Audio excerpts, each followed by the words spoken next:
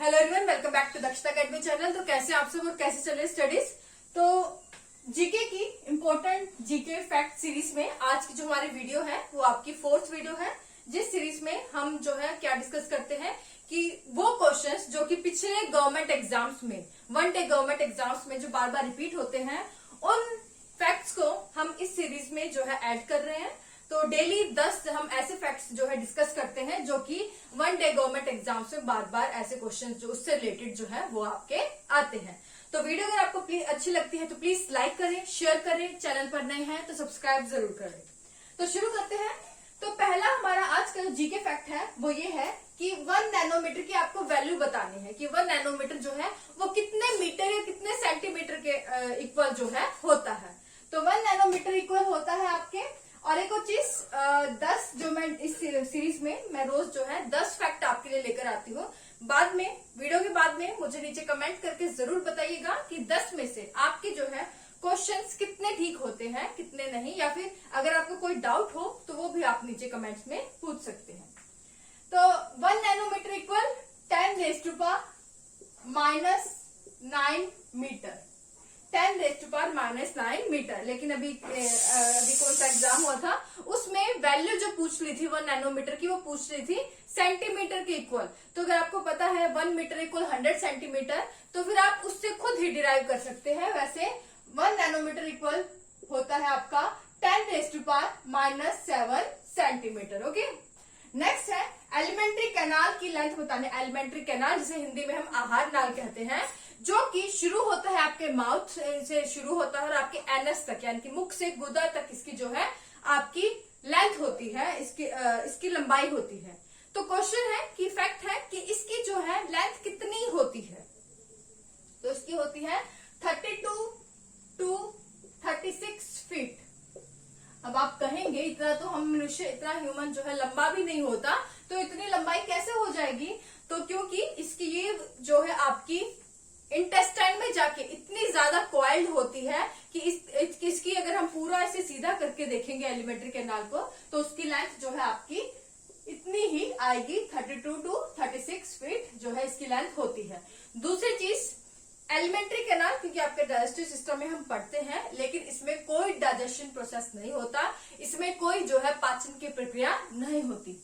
इसमें एक तरह की मूवमेंट होती है जिसे हम क्या कहते हैं, पेरिस्टाल्टिक मूवमेंट। हिंदी में हम उसे बोलते हैं क्रमाकुंचन गति, जिसमें क्या होता है कि जो फूड है उसको आगे की धकेलने की प्रोसेस को जो है, ताकि फूड आगे से माउथ से आगे चला जाए, तो उस प्रोसेस को क्या बोलते हैं जो कि इस एलिमेंट्री कैनाल में कॉन्टिन्यूस होता है, उसे हम बोलते हैं पेरिस्टाल्टिक मूवमेंट या क्रमाकुंचन गति। ओके, नेक्स्ट है एलिमेंट्री कैनाल में, आपकी एलिमेंट्री कैनाल में कौन सा वेस्टिजियल ऑर्गन, अवशेषीय अवशेषीय अंग पाया जाता है।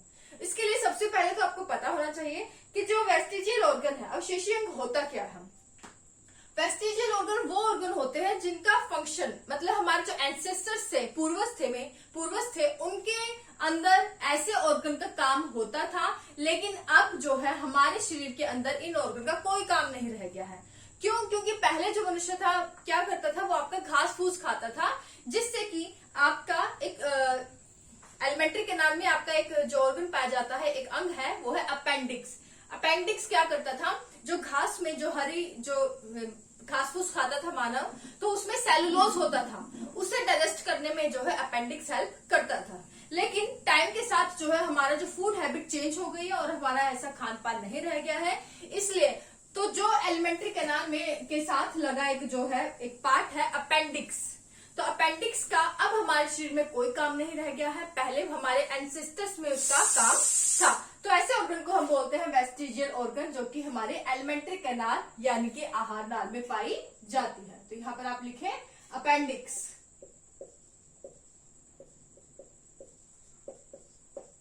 ओके, नेक्स्ट है पैनक्रियाटिक जूस, अग्नाशय रस। आपको जो आपका पैनक्रियास, आपका डाइजेस्टिव सिस्टम का ही पार्ट है, पैनक्रियास, अग्नाशय जिसे हिंदी में बोलते हैं, उसके द्वारा 3 जो है आपके जूस सिक्रेट किए जाते हैं, रस सिक्रेट किए जाते हैं, जो कि आपके जो है फैट्स, कार्बोहाइड्रेट, प्रोटीन का जो है डाइजेशन जो है आपका होता है।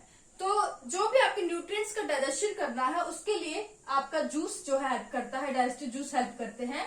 तो ऐसे ही आपका जो पैनक्रिएटिक जूस है उसमें कौन कौन से एंजाइम पाए जाते हैं जो कि आपके हेल्प करते हैं, वो है आपका एंजाइम के नाम क्या है, ट्रिप्सिन, लाइपेस और अमाइलेज। तो ये तीन जो है आपके इस जूस में एंजाइम पाए जाते हैं जो कि आपके जो है फूड को डाइजेस्ट करने में हेल्प करते हैं। नेक्स्ट है maximum digestion and absorption. Question बहुत इंपॉर्टेंट है, बहुत बार पूछा गया है कि ज्यादातर मैक्सिमम जो आपका डाइजेस्टिव सिस्टम अगर हम पूरा देखें तो ज्यादातर जो आपका पाचन है, अवशोषण है, डाइजेशन और जो आपका अवशोषण, डाइजेशन और एब्जॉर्प्शन का जो प्रोसेस है वो मैक्सिमम कहाँ होता है, तो वो होता है आपका स्मॉल इंटेस्टाइन के इलियम पार्ट में। स्मॉल इंटेस्टाइन जिसे हम हिंदी में क्या कहते हैं, छोटी आंत। तो जो आपकी स्मॉल इंटेस्टाइन है, छोटी आंत, वो 3 पार्ट्स में डिवाइडेड है। कौन कौन से, ड्यूडेनम, जेजुनम और इलियम। तो इसमें से जो आपका इलियम पार्ट है, यहाँ पर आपका जो है सबसे ज्यादा डाइजेशन भी होता है और सबसे ज्यादा एब्जॉर्प्शन भी जो है आपका यहाँ पर होता है। तो इलियम जो कि स्मॉल इंटेस्टाइन यानी कि जो आपकी छोटी आंत है उसका एक पार्ट है, यहाँ सबसे ज्यादा डाइजेशन यानी कि पाचन और अवशोषण की जो प्रोसेस है वो आपका होता है। नेक्स्ट सलाइवा यानी कि जो आपका मलार है उसकी क्या प्रकृति होती है, नेचर क्या है उसका, वो आपका क्या है, जो आपका क्या है, स्लाइटली एसिडिक है। क्या है, ये आपका अम्लीय नेचर का होता है, स्लाइटली एसिडिक होता है, जिसका पीएच कितना होता है, 6.8 पीएच जो है इसका आपका होता है। तो स्लाइटली बहुत हल्का सा ये अम्लीय नेचर का जो आपका होता है। नेक्स्ट है लाइट ईयर, जिसे हम हिंदी में क्या कहते हैं, प्रकाश वर्ष, इज द यूनिट ऑफ। तो ये किस चीज को मापने के लिए यूनिट है, लाइट ईयर के लिए हम किस चीज को मापते हैं, लाइट ईयर के माध्यम से। तो ये आपका जो डिस्टेंस है, दूरी को मापने के लिए जो है लाइट ईयर जो है आपका यूनिट यूज की जाती है। तो डिस्टेंस के लिए जो है आपका लाइट ईयर यूज किया जाता है। ओके, यहाँ पर एक चीज लिखे, 1 लाइट ईयर इक्वल कितना होता है, 1 लाइट ईयर इक्वल पूछा जा सकता है 9.46 इंटू 10⁻15 मीटर। तो ये नोट जरूर कर ले, इंपॉर्टेंट है कि 1 लाइट ईयर जो है 9.46 इंटू 10⁻15 मीटर होता है। अगर आपको ये वैल्यू भी पता है तो क्योंकि ये मीटर में होता है तो आप यहां से अंदाजा लगा सकते हैं कि light year is the unit of distance, दूरी को मापने के लिए यूज किया जाता है। नेक्स्ट है intensity of earthquake measured in. तो जो भूकंप आता है उसके मापने के लिए जो क्या यूज किया जाता है, कौन सा स्केल यूज किया जाता है, तो वो किया जाता है रिक्टर स्केल। आपने सुना होगा जब कहीं भूकंप आता है तो आमतौर पर हम बोलते हैं कितना भूकंप आया था, यानी कि 5 रिक्टर का आया, 3 रिक्टर का आया, 4 रिक्टर का आया, तो कितना उसका जो है इंटेंसिटी कितनी थी उस अर्थक्वेक की। तो उसे मापने के लिए यूनिट यूज की जाती है वो है आपकी रिक्टर स्केल पर जो है आपका भूकंप जो है वो मापा जाता है। ओके, नेक्स्ट है पायरोमीटर।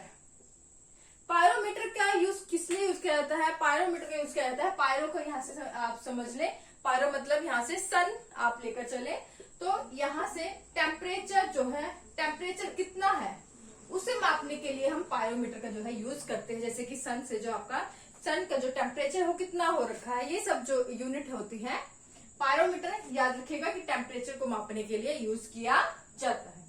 अब ये करंट का क्वेश्चन है, न्यू स्पोर्ट्स पॉलिसी आई है 2020 से लेकर 2027 तक। तो नई खेल नीति कौन सी भारतीय राज्य, कौन सी इंडियन स्टेट ने जो है वो जारी की है, न्यू स्पोर्ट्स पॉलिसी, नई खेल नीति 2022 से 2027 तक। तो किसने जारी की है, कौन सी स्टेट ने, गुजरात ने। ओके, गुजरात राज्य ने नई आपका जो है जारी की है नई न्यू स्पोर्ट्स पॉलिसी। ओके, तो ये थे आज के 10 इंपॉर्टेंट जीके फैक्ट्स। इसके अलावा एक और चीज, अगर यूट्यूब पर तो मेरा वीडियोस आती है, इसके अलावा इंस्टाग्राम पर भी मैं जो है आजकल जो है डाल रही हूँ वो फैक्ट से रिलेटेड कोई ट्रिक, जीके की छोटी जो ट्रिक होती है वो उनसे रिलेटेड मैं वीडियोस डाल रही हूँ। तो अगर आपको वो देखनी है तो आप मेरे इंस्टाग्राम अकाउंट को फॉलो कर सकते हैं। उसकी जो यूजर आईडी आप यहाँ लिख लें, मैं यहाँ लिख देती हूँ। यूजर आईडी है जीके फैक्ट्स एकेडमी, और दूसरी है, दो है दक्षता एकेडमी। दक्षता नहीं, पूरा लिख देती हूँ क्योंकि इसमें एक जो है ए नहीं आएगा।